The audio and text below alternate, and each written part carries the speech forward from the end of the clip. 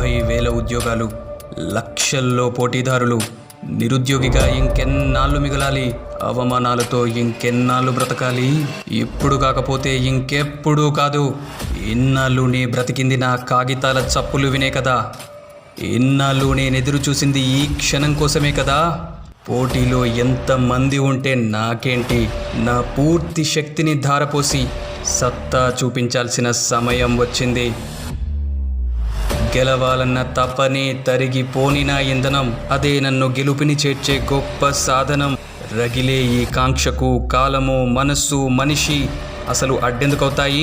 నాకు తెలుసు. పుస్తకాల మధ్య నన్ను బందీ చేసిన ఈ 4 గోడలే నా స్వేచ్ఛా భవిష్యత్తుకు పుత్తడి ద్వారాలని.